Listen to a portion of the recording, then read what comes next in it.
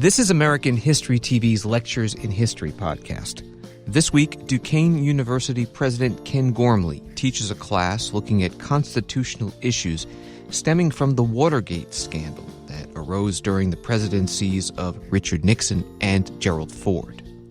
Okay, guys, we're ready to start. Thanks for your patience and for logging into class again today remotely during this unpleasant coronavirus situation, which will hopefully pass soon. And I'm glad to see you're all well, and also that you've safely moved out of the dorms. I took a little walk through campus today.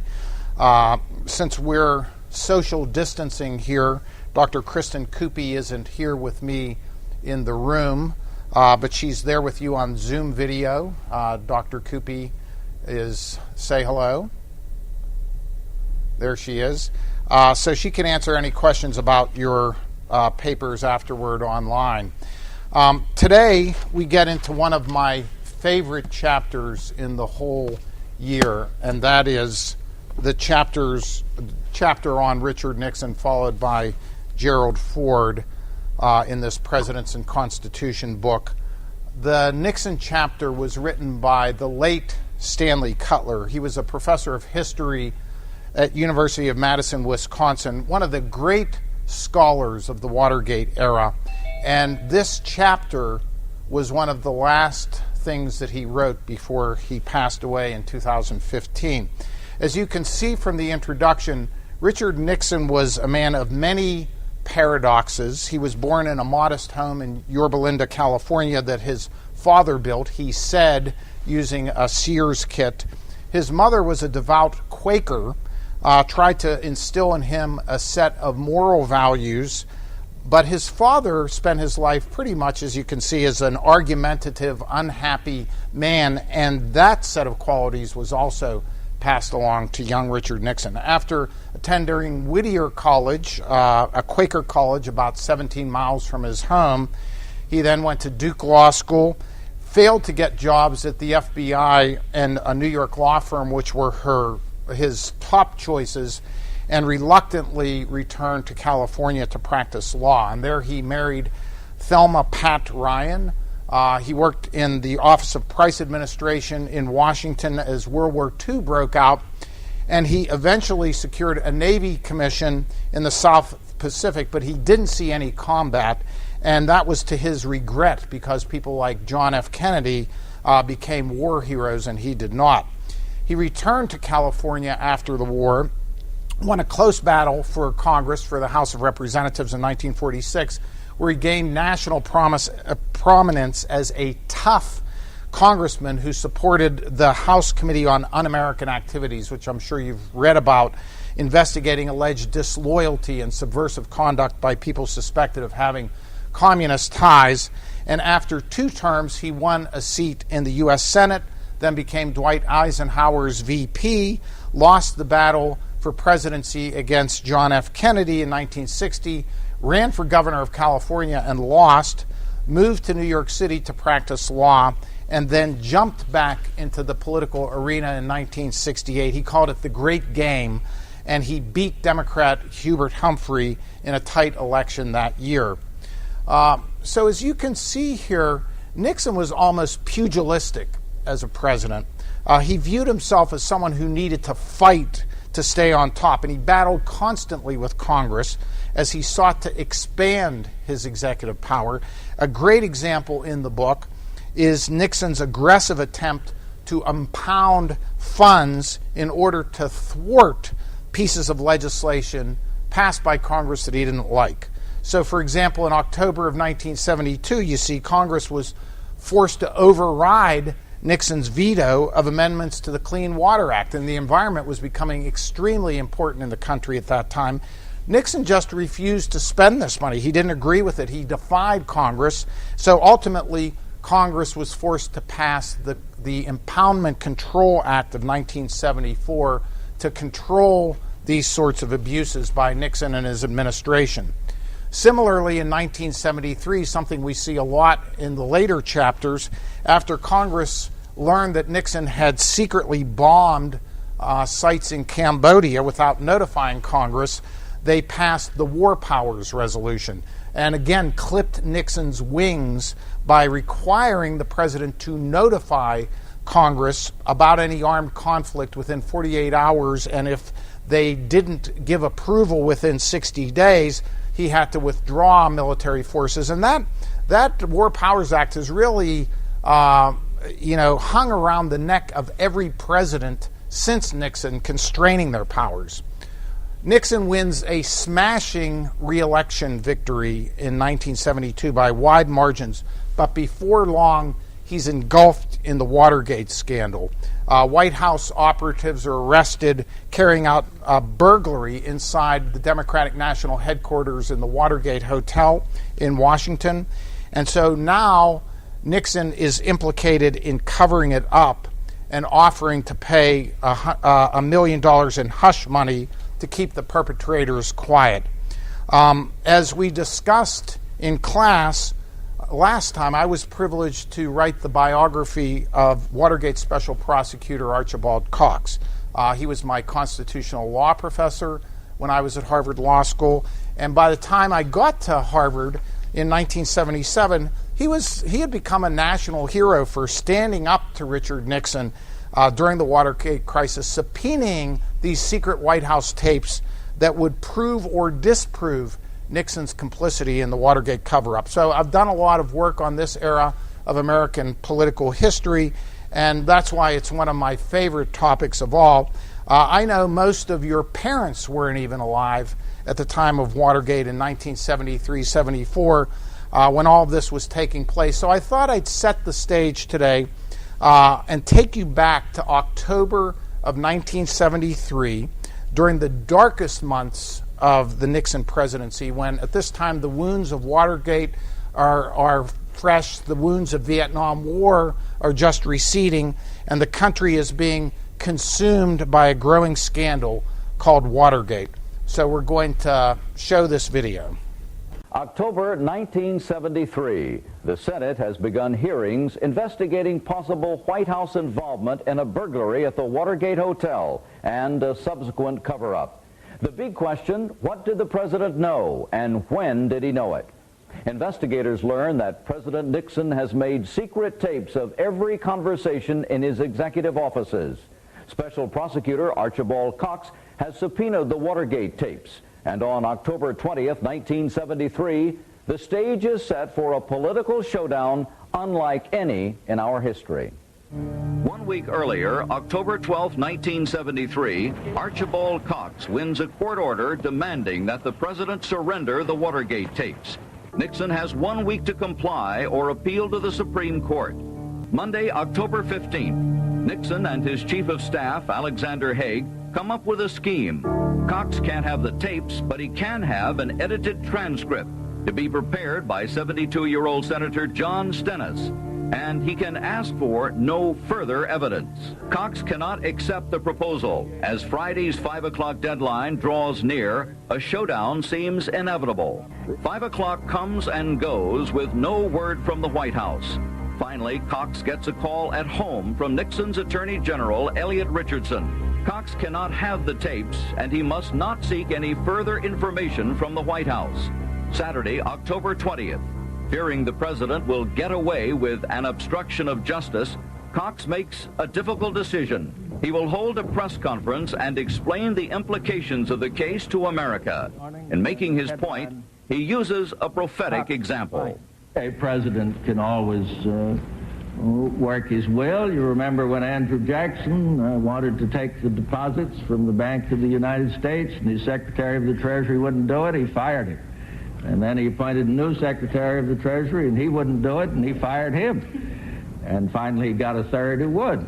At the White House, Nixon and Haig have been trying to persuade Attorney General Richardson to fire Cox. They want him out of their hair. Richardson insists he has no legal grounds. Richardson is adamant. Nixon gets tough. Because of his refusal to carry out the president's policies, the Attorney General, Elliot Lee Richardson, has resigned. President Nixon has discharged Archibald Cox, the special Watergate prosecutor, and abolished Cox's office. Deputy Attorney General William Ruckelshaus has been fired. I spent 7 years writing the Cox book and studying this man. I can tell you that Cox was an extraordinary figure in American law, not just as Watergate special prosecutor, as you just saw, but on a much broader scale. He was actually a direct descendant of Roger Sherman, signer of the Declaration of Independence and the Constitution.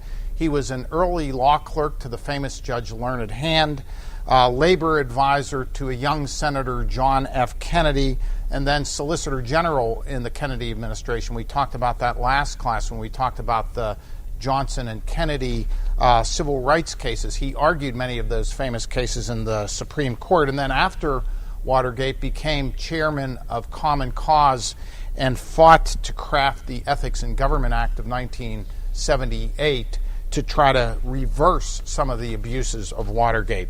So you could hopefully get a little bit of a glimpse from that film clip that Cox's performance in Watergate was really the culmination of a lifetime commitment to the rule of law. I did hundreds of interviews in working on this book with major figures he had interacted with, and this integrity and principle thing that he was known for was not a fake at all. It's how he had lived his whole life, and it was especially on display in the way he interacted with Attorney General Elliot Richardson, who was another one of these Boston Brahmins, a very kind of staid fellow.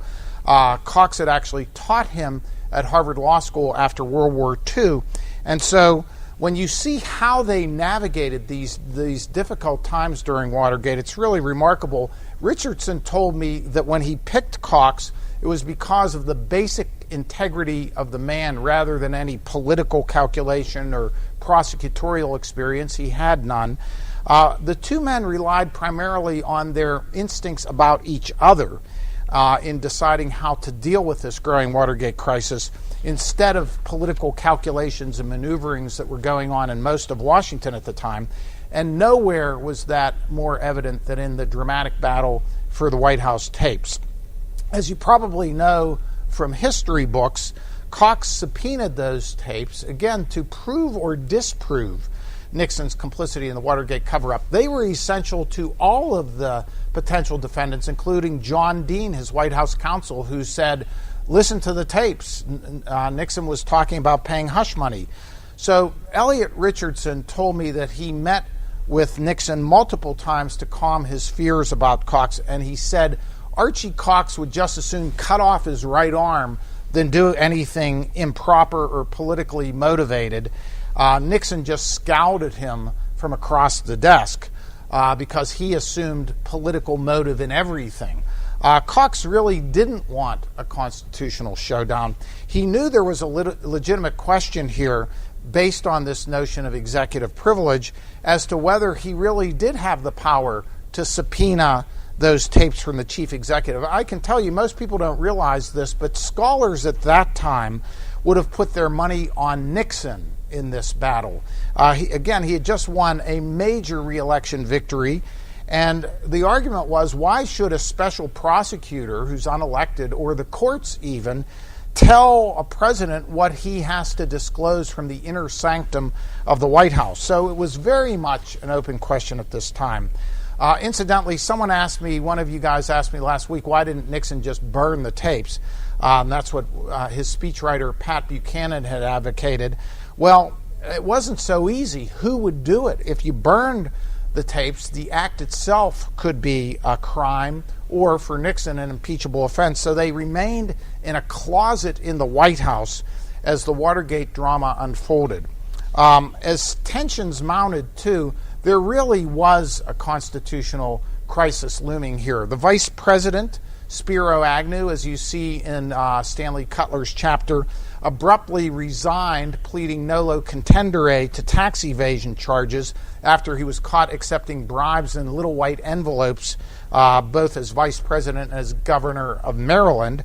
And the person next in line after Agnew was Speaker of the House Carl Albert. He had recently been drunk in an automobile accident in front of a bar in Washington, so he had no interest in being in the limelight.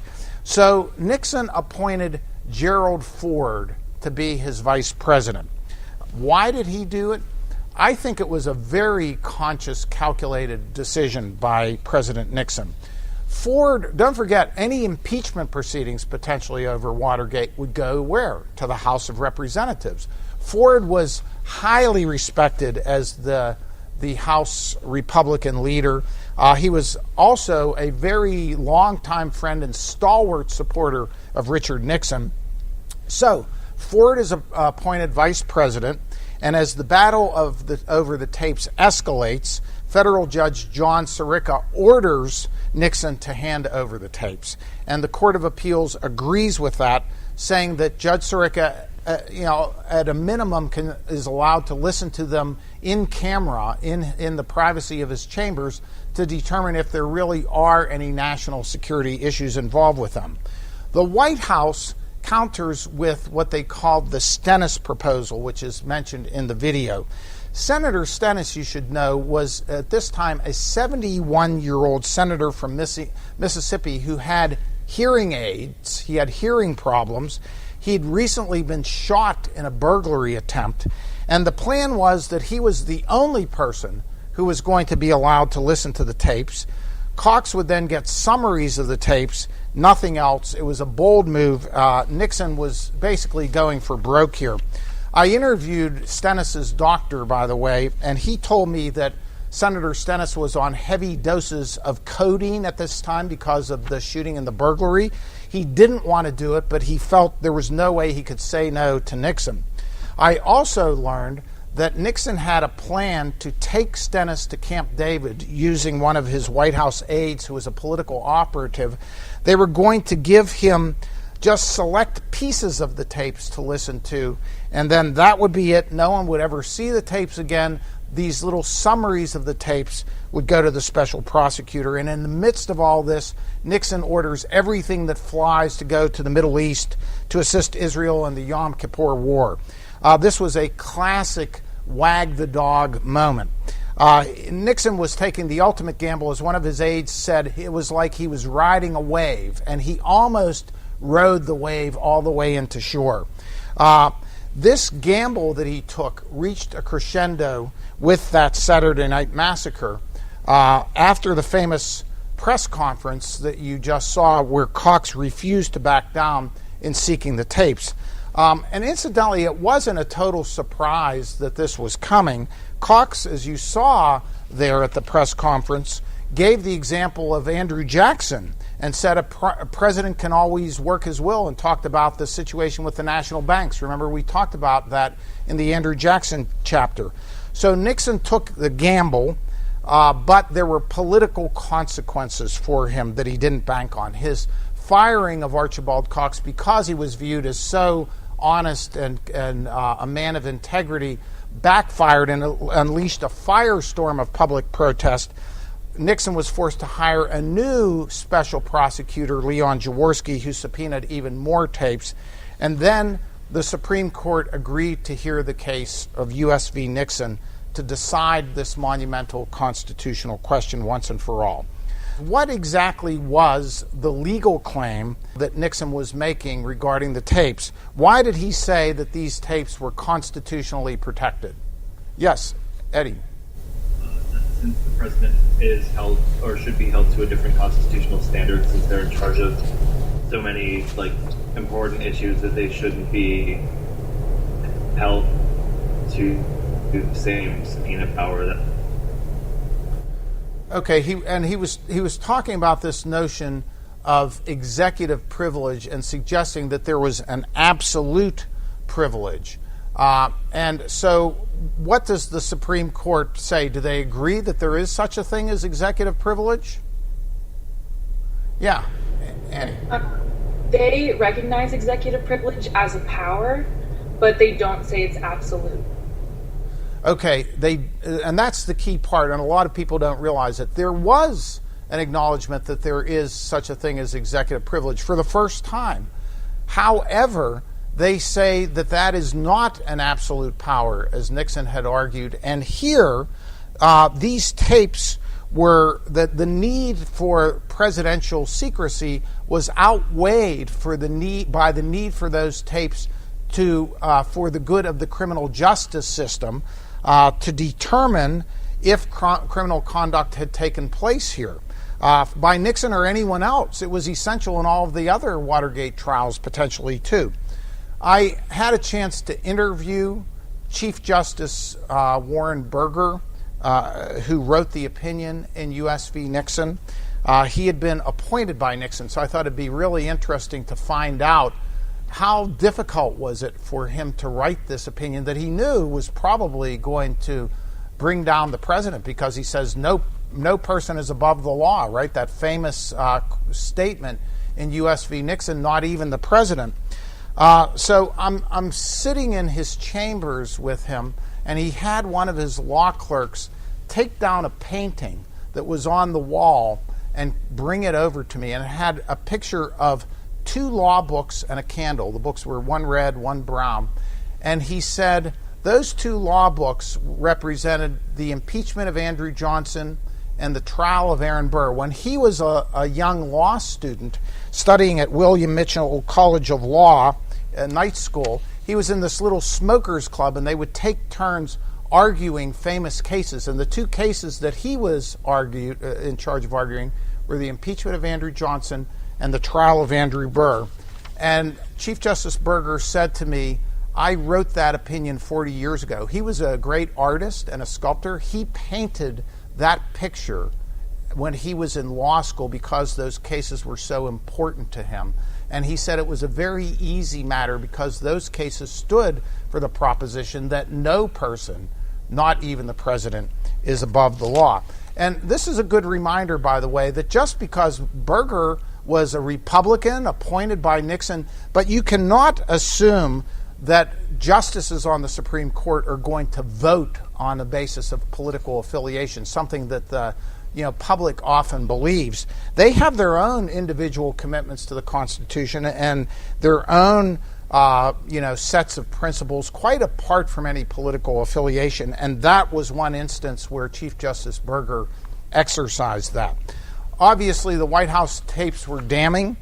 They contained the smoking gun in which Nixon offered to pay $1 million in hush money to cover up the Watergate crime. Plus, there was this infamous 18-and-a-half-minute gap in one of the key tapes at a key moment that suggested there had been a deliberate erasure. The result of the revelations in those secret tapes was so dramatic that impeachment resolutions were drafted in the House, and obviously before the House could even get to impeaching Richard Nixon, members of his own party, including Senator Barry Goldwater, went over to the White House and said they could no longer support him. And on August 8th, Richard Nixon flew away in a green helicopter, the first president in American history, and all of these presidents we've studied, to resign in disgrace. And so that begins another dramatic moment in American constitutional history as we move into the presidency of Gerald Ford. It lasted only less than 2.5 years. President Ford's pardon of Richard Nixon becomes one of the seminal moments in the history of the American presidency. And I do want to ask you, just before you read this chapter about Gerald Ford, what was your general impression of him as a president, as a historical figure? Yeah, Joe. I really feel like he's not so much a bad president, he just didn't really have a chance to be a president. And he was also kind of piggybacking off of Nixon, so he was essentially just a filler. He wasn't really elected to fulfill the office, and he came in right at the end of the Vietnam War. He didn't really have a chance to do anything good. So I wouldn't say he's terrible, but he wasn't really meant for the position. Okay, well, that's great, Joe. We're going to see, and we're going to have to make a decision whether he did do anything good. So I want you to sit back for a few more minutes, and we're going to go back to this news that shocked the world as the events of the Watergate scandal reached a surprise crescendo in September of 1974. I have learned already in this office that the difficult decisions always come to this desk. As president, my primary concern must always be the greatest good of all the people of the United States, whose servant I am. As a man, my first consideration is to be true to my own convictions and my own conscience.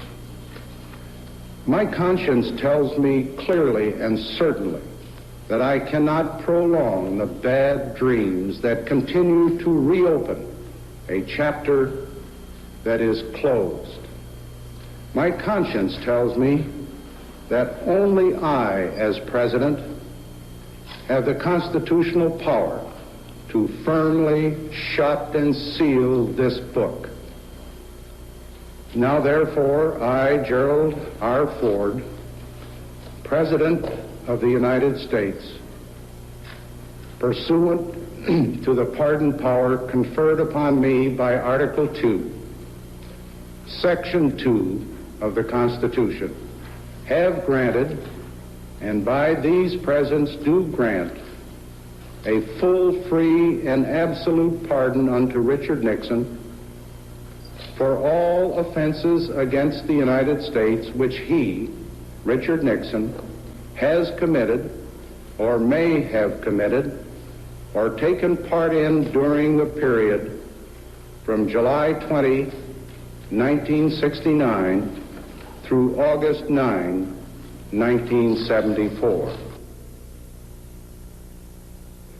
As you can see from this chapter, which is written by Jeffrey Crouch, who's a professor of history at American University, Ford had been a loyal supporter since he and Nixon began their careers together in 1948.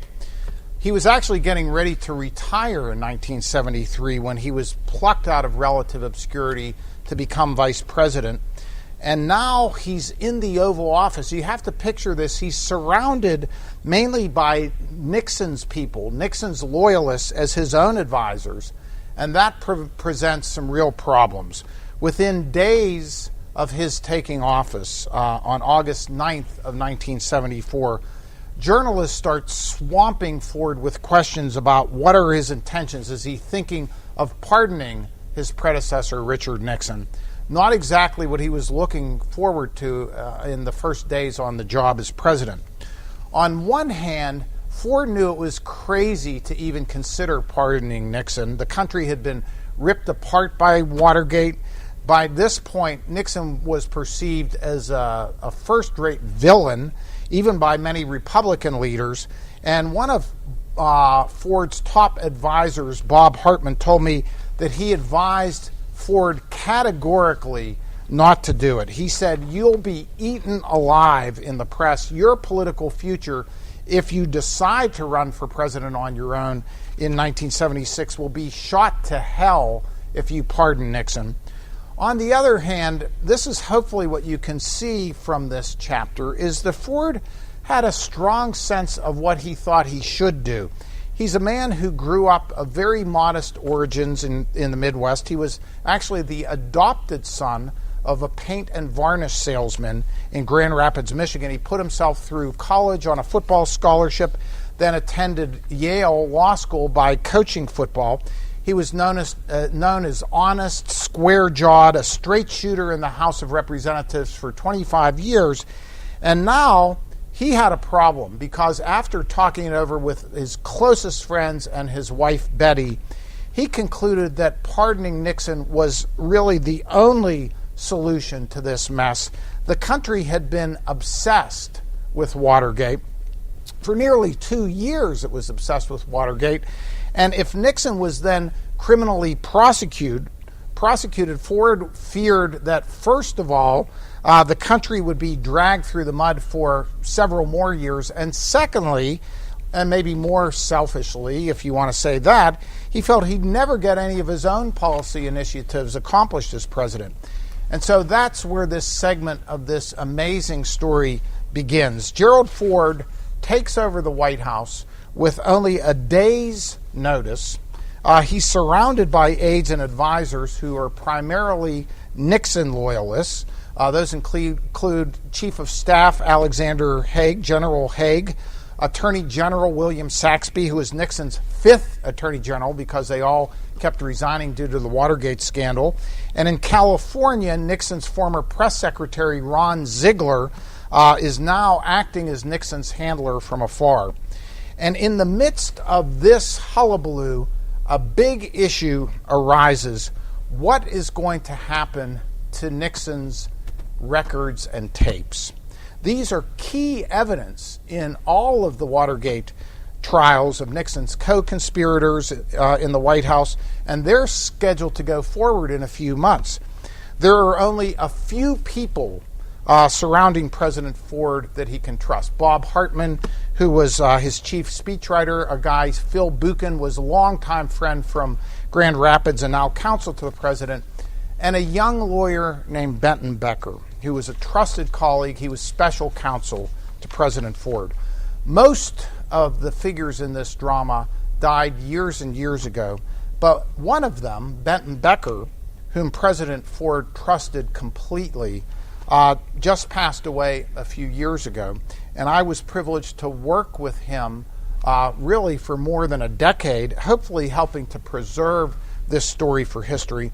Becker had been a young lawyer who did legal work for Ford on congressional committees, and Ford was so impressed with him when he became vice president. He was involved in his confirmation hearings, and now in his first month in the White House, he brings Becker into the inner circle. I did a program with Benton Becker at the Chautauqua Institution in New York, and then also one here at Duquesne on the 40th anniversary of the pardon.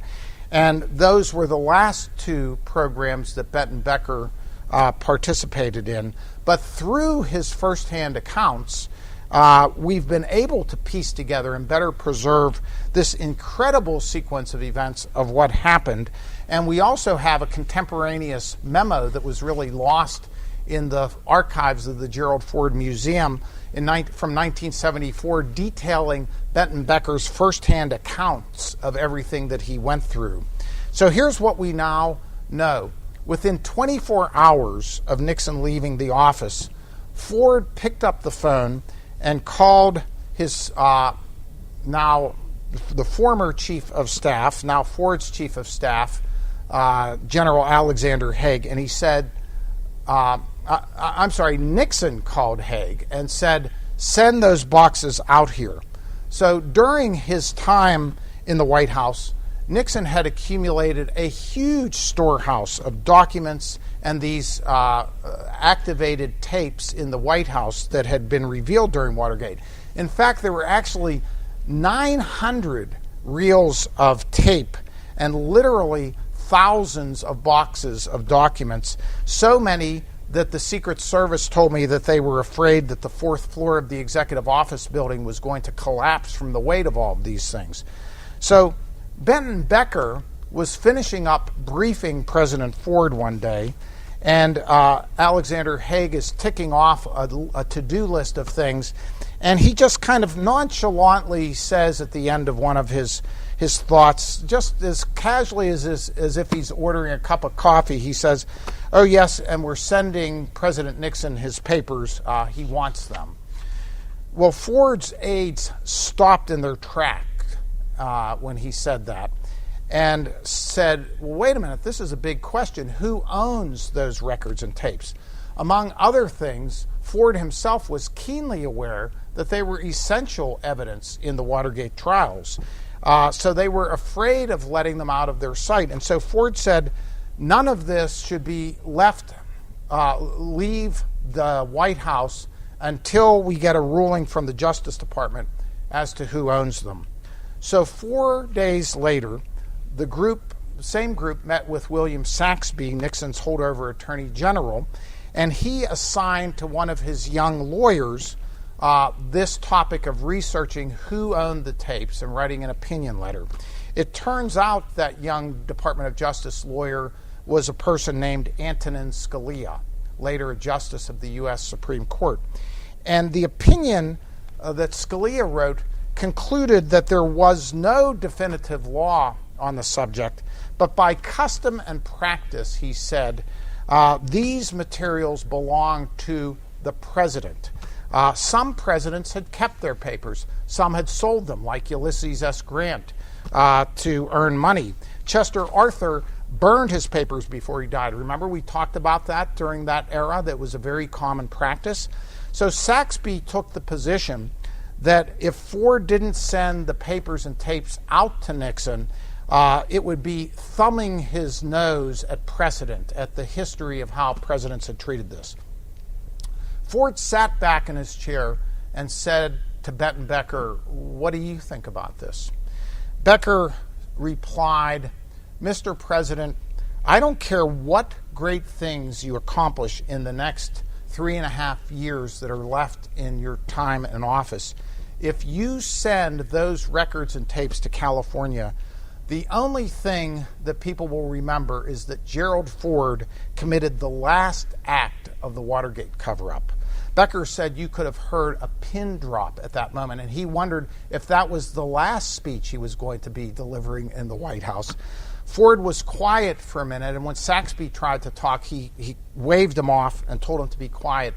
And finally, Ford said, "Those papers and tapes are staying here. They belong to the American people, and I'm not giving them up."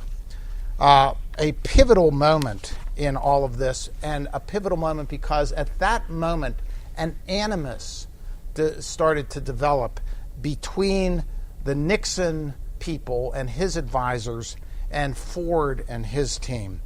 It was a few days later that President Ford called Becker into his residence in the White House and said in strict confidence, "I'm thinking about pardoning Richard Nixon. I need to know the legal ramifications." Becker almost fell over. He thought it was crazy, but it was not his job to tell President Ford what he should do. His job was to find out how broad the presidential power was here and what landmines might exist. For instance, could he pardon Nixon for crimes that he had committed before he was convicted of anything? Could he, did this cover federal crimes only, also state crimes? There were a whole host of issues that were left unopened. Well, what Benton Becker discovered is that, and we've already talked about this a little bit, the pardon power was enormously broad. It gave the president almost unbounded power, except it did only apply to federal crimes, not state crimes. But otherwise, the president could even pardon for crimes that had not been committed without a conviction. And also Nixon had resigned before he was impeached. So remember, that provision in the Constitution that says the pardon doesn't work for impeachments didn't apply because Nixon had not formally been impeached. But the most significant thing that Benton Becker discovered that he shared with only a couple of Ford's closest advisors was that there was a 1915 case from the time of the Woodrow Wilson administration called Burdick versus United States. Do you remember that from reading back in those early chapters? This case had involved an effort by President Wilson to get testimony from an editor, a newspaper editor in New York, in front of a grand jury about who had leaked some information.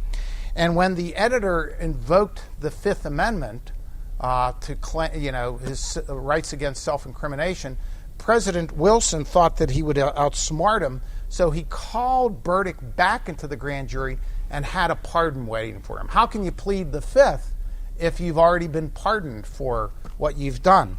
Well, Burdick refused to accept the pardon. He said, "This pardon makes me sound like I'm guilty. I don't want to take it." The case went all the way up to the Supreme Court, and they agreed with Burdick. And they said a pardon carries with it an imputation of guilt. An acceptance of a pardon is an admission of guilt. So Becker went in to see President Ford and told him about what he had discovered. And so they met secretly, and their White House counsel, with the Watergate special prosecutor Leon Jaworski to see if he would publicly oppose a pardon if Ford granted one. That would be a big problem for them if he stood in the way. But he said actually he was concerned already with the extensive publicity from the televised Watergate hearings, he wasn't sure Nixon could get a fair trial ever, and if he ever got one, it would be years from then. So he signaled, and my own research disclosed that he signaled his agreement with this decision to pardon, even though his own staff on the Watergate Special Prosecution Force didn't know and would have been appalled if they knew that Leon Jaworski was agreeing to this. So Ford made a decision next to send Benton Becker out to California, a piece of the story that very few people know about.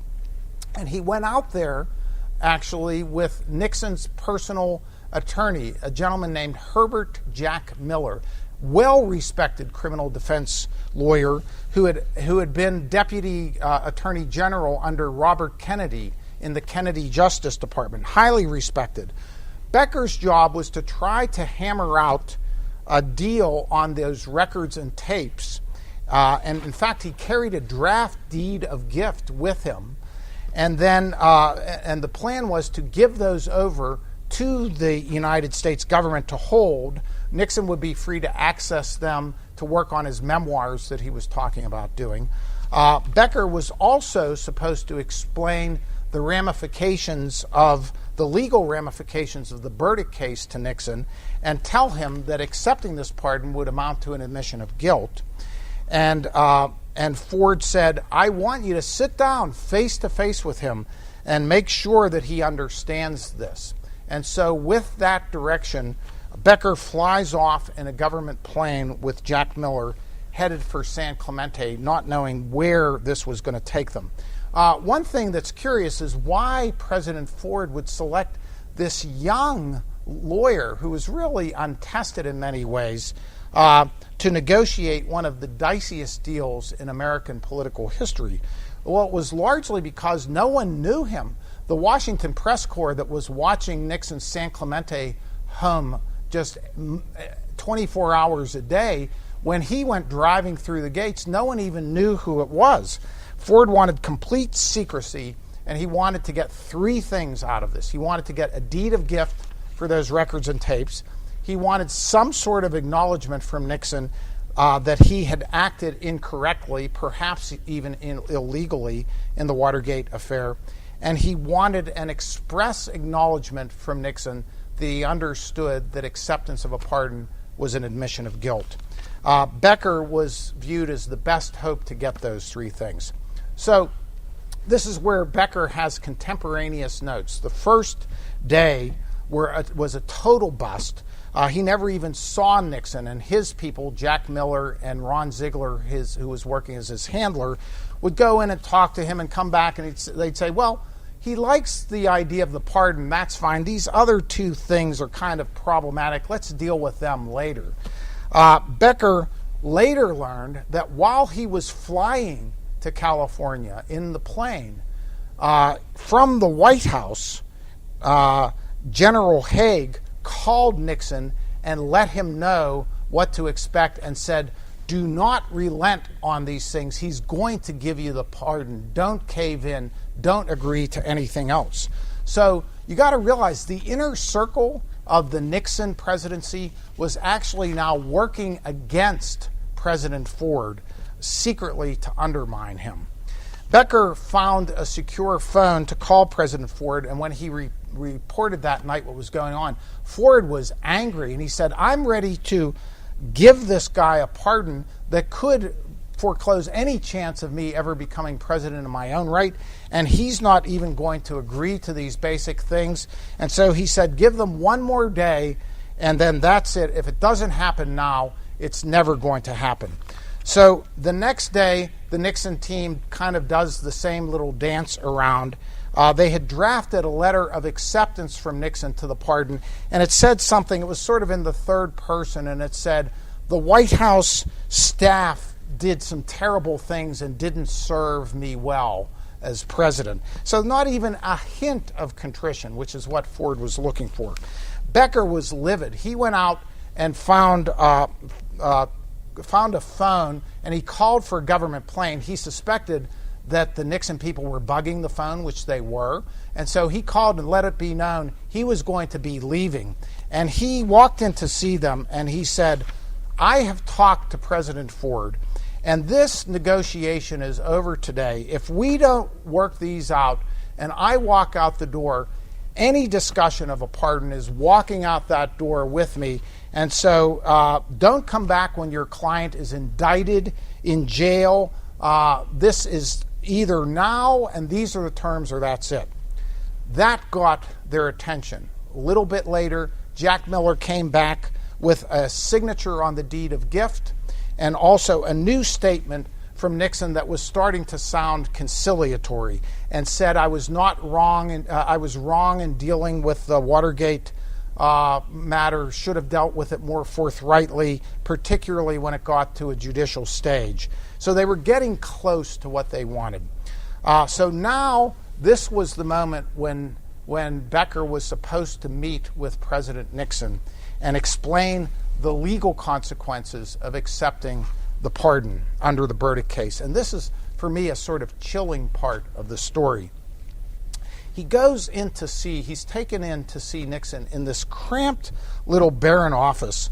And according to Benton Becker's contemporaneous memo, he described Nixon as nervous, almost frightened at meeting him, said he had an impression of a man sitting in front of him as one of freakish grotesqueness. And this is what he wrote. His arms and body were so thin and frail as to project an image of a head size disproportionate to a body. The famous Nixon jowls were exaggerated, the face highly wrinkled, the hair disheveled, and the posture and comportment all reminiscent of advanced age. Nixon looked 20 or 30 years older than the 61 years of age he was. So Becker went through the legal implications of Burdick carefully for almost an hour, and at the conclusion of that, after shaking hands with the ex-president, he walked outside, got into a car to go to the airport, and before he could even close the door to the car, Ron Ziegler ran out and said, wait, come back. President Nixon wants you to come back. He wants to give you something. So Becker went back into this little room. Nixon's sitting there all by himself, and he said, I wanted to thank you. He said, we've had a lot of bullies over the past year. You at least weren't a bully. And then Nixon pulled out this little white box and said, I would have liked to do more. And he looked around this empty room. There was nothing on the walls, nothing anywhere. And he said, but they took it all away from me, and handed him this little box. Becker thanked him, and he said to himself, I'm getting the hell out of here.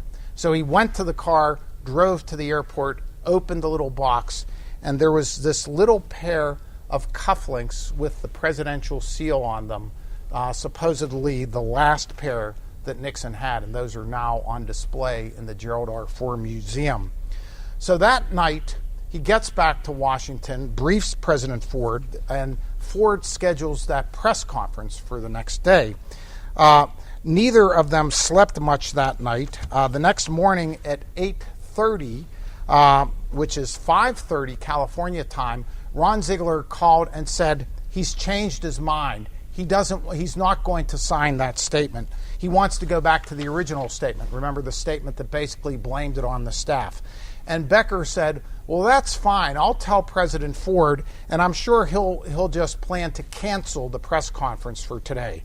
Well, Ziegler backed off. And at exactly 11 o'clock in the morning, President Ford sat behind his desk in the Oval Office and granted the pardon, which you saw on that video, what you couldn't tell on the other end of the camera watching that whole time was Benton Becker, one of the few people who knew everything that happened here. So I'm going to show you now a brief clip that Tom Brokaw, who was the iconic news anchor for NBC, did for us when we did the event at Duquesne for the 40th anniversary in 2014. Mr. Brokaw covered the pardon for NBC as these events unfolded 40 years earlier. And here he is as he talks about his recollections of that incredible time. How well I remember Gerald Ford's pardon of Richard Nixon, the disgraced president who was forced to leave office because of Watergate. It was a Sunday morning. The social climate in Washington by then was very relaxed. You must remember all that we had been through in that city. In the fall of 1973, Spiro Agnew had been forced to resign. Then we had the long siege of Watergate, the Supreme Court decision, the tortured explanation by Richard Nixon, and ultimately his resignation. There was an enormous amount of relief, not just in Washington, but across the country, and such goodwill for Gerald Ford, who seemed like a decent man who would always do the right thing. I was at a brunch at the home of the Housing Secretary, Carla Hills, when we began to hear that Gerald Ford was about to pardon Richard Nixon. It seemed like it was a signal that had come from outer space, from some kind of an alien environment. But in fact, it was true.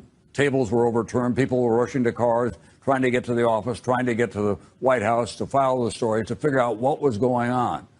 I ended up at the White House, and the phones were ringing off the hook. It was instantly and enormously an unpopular decision. I've always believed that President Ford, an essentially decent man, had prepared the country in some fashion by saying, I'm going to ask President Nixon to acknowledge his wrongdoing, to find some way for him to say to the country how wrong he was, because he had not done that.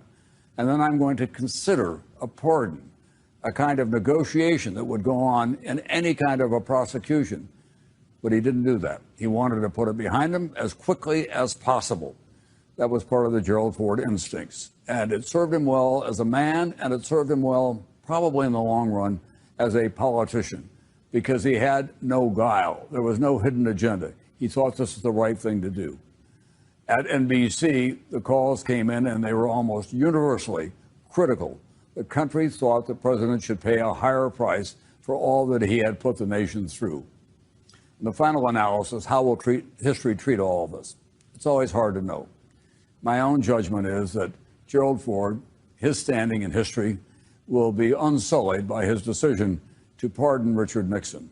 People will talk about it, but by and large, they'll find him as a very competent caretaker who found himself in the highest office of the land in the most unexpected circumstances. And Richard Nixon, could there be any greater punishment than to have to be the only president in American history who was forced to resign because of his illicit, illegal behavior in the Oval Office and beyond? That was torture for Richard Nixon. It will never, ever be eased by a pardon, by a president, or by the rewriting of history. So we should keep that in mind as well. What I remember most of all, however, was that in Washington in those days, you woke up in the morning and had no idea what would happen next. And there was nothing more stunning than to hear that the President of the United States was about to pardon the former President of the United States. I'm Tom Brokaw, NBC News in New York. I have to tell you that most Americans thought that the pardon was the wrong decision at the time. It sent the wrong signal that powerful politicians like Nixon were above the law, while ordinary citizens, you or I, if we had done this, would have gone to jail for the same thing. And certainly Archibald Cox felt that way at the time, too. Ford understood that criticism, but he sincerely believed that pardoning Nixon was the best thing for the country, which is what he told me multiple times when I first interviewed him in 1995. So I want to tell you about that interview. I met with Ford in a hotel in New York City. It was part of my work on the Archibald Cox book. And I wanted to get his side of the story because I thought the pardon was a bad idea. Archibald Cox thought it was a bad idea. He was impassioned when he talked about it. And as he talked, he literally pulled out his wallet from his back pocket and pulled out a little scrap of paper and read it. It was a citation to a Supreme Court case, Burdick versus U.S. from 1915. Now, I have to tell you, I was at this time teaching constitutional law. I had never heard of the Burdick case. And he explained that this case stood for the proposition that acceptance of a pardon was an admission of guilt, and even though the press and the American public had not digested this, didn't understand it, it was very much a part of his decision. And in fact, he said he sent Benton Becker to California largely to explain the ramifications of that face-to-face, kind of like giving Nixon his Miranda rights. And in 1999, when I organized a first program, I became interested in this topic after interviewing Ford and did a first program at Duquesne in 1999 to talk about the Ford pardon of Nixon and to try to reevaluate it. And one of the people who was able to attend was Nixon's personal attorney, Herbert Jack Miller. And at this program, he acknowledged for the first time, with permission of the Nixon family, that this story was accurate. And not only was this story accurate, in fact, Miller said for the first time that Nixon tried to not accept the pardon itself because he didn't want to admit guilt, and they had to actually have a heated exchange over a period of time before he agreed to accept the pardon. So Ford felt that he had gotten for the country what it most wanted, some acknowledgement of guilt by Richard Nixon, and somehow that fact has really remains lost to history as far as most people are concerned.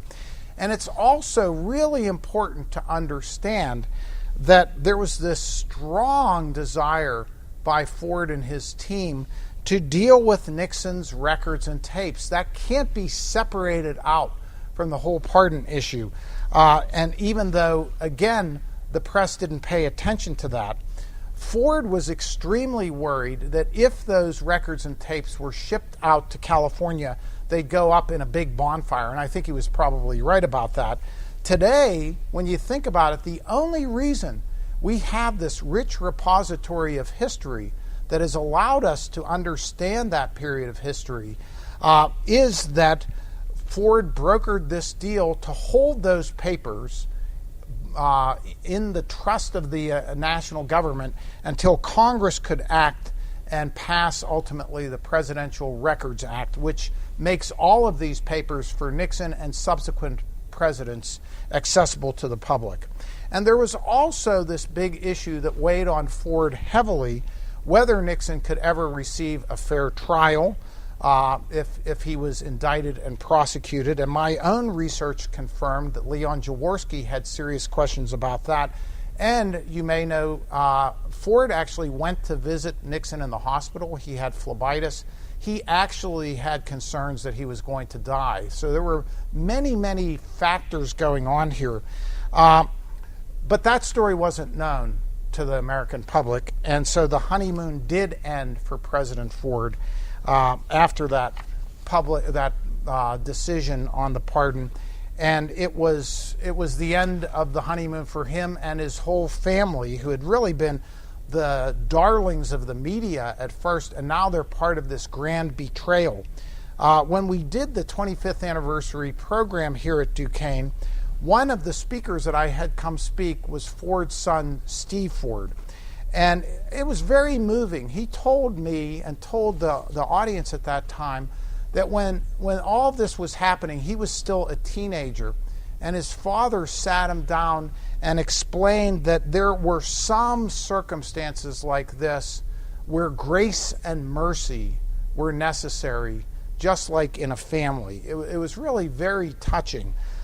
So in my view, I really do think that Gerald Ford did what he thought was right in granting the pardon based on every information, based on all the information that he had. In the process, he made the single decision that probably kept him from becoming president in 1976.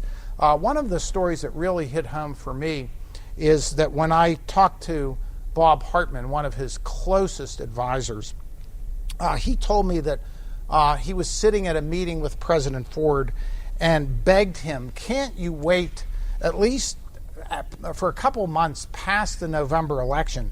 It will kill Republicans in the 1974 elections and also do damage to you in 1976 if you pardon him. And Ford just sat there and shook his head and said, if I decide to give Richard Nixon a pardon, it won't have anything to do with politics. Too many decisions were made in this office, in the White House, based on politics over the last 5 years. If I do it, it's going to be because it's the right thing to do. So, of course, Jimmy Carter did win the election of 1976 by a small margin, and the pardon of Richard Nixon was certainly a factor, one of the key factors with many voters that caused Ford to lose.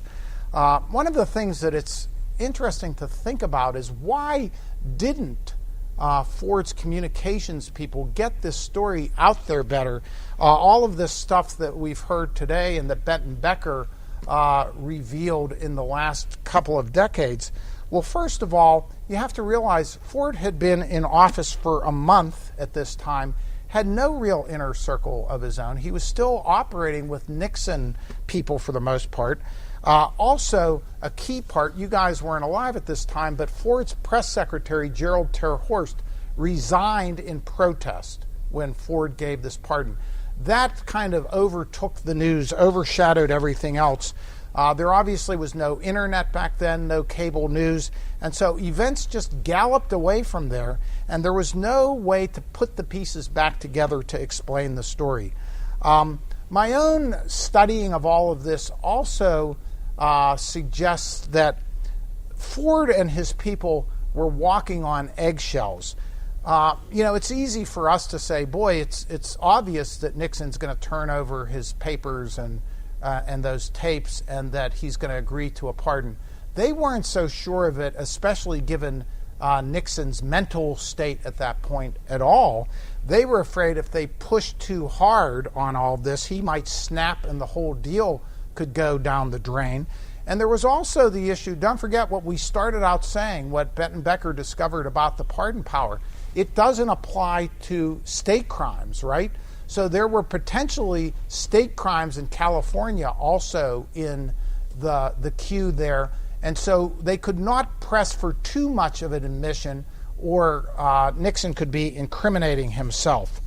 And so really the first time Ford felt comfortable talking about all of this, he made little mentions of it in press conferences, but the first time was really after he had lost the election when his memoirs came out and he appeared on the Dick Cavett show and talked openly about the Burdick case and all of the deal for the records and tapes and all of these factors that were the key driving forces in making this happen.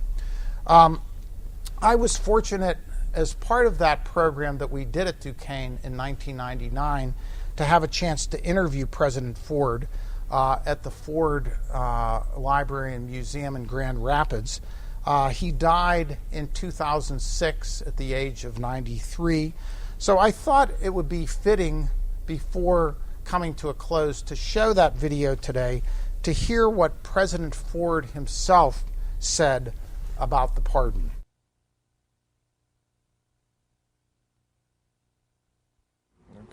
Good afternoon, President Ford.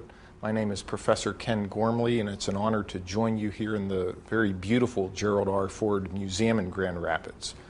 As you know, today is the 25th anniversary of your controversial decision to pardon your predecessor in the White House, President Richard M. Nixon. And I have just a few questions as we look back on that event in history. The single issue that seemed to dwarf all others in the eyes of the American public after the pardon was, did President Ford cut a deal with Richard Nixon in advance to pardon him? Can you answer that question directly, Mr. President? Was there a deal of any sort? I testified before the House Committee on Judiciary that there was no deal, period. I think those were my exact words. And I can assure you some 25 years later that there is absolutely no credibility to that allegation.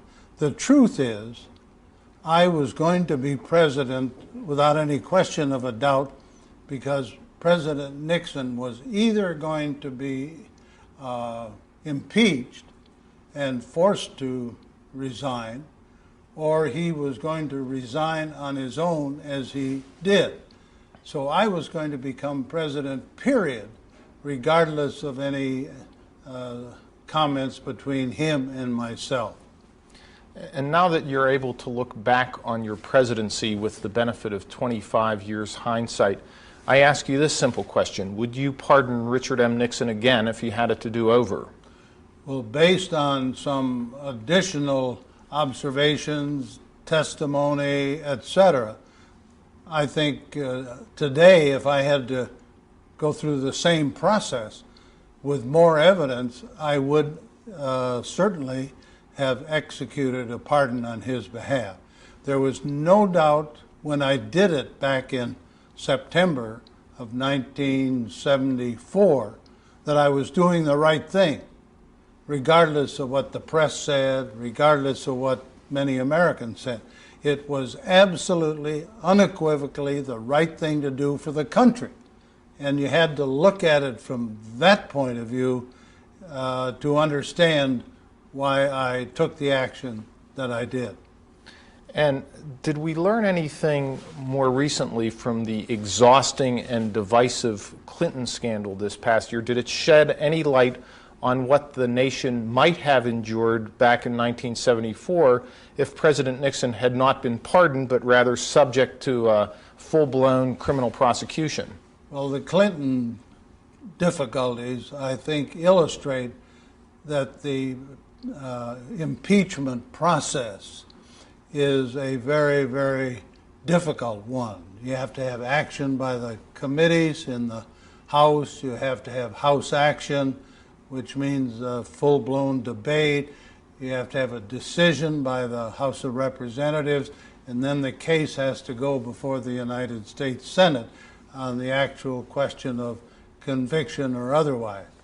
Now, in the Nixon case, if there had been an impeachment vote by the House Committee on Judiciary, followed by a vote in the House of Representatives with all the debate, and then subsequent action in the Senate, as there was in the Clinton case, it would have been an atmosphere in the United States that would have precluded the Congress and my White House from trying to solve the basic problems we had at home or internationally with the Cold War.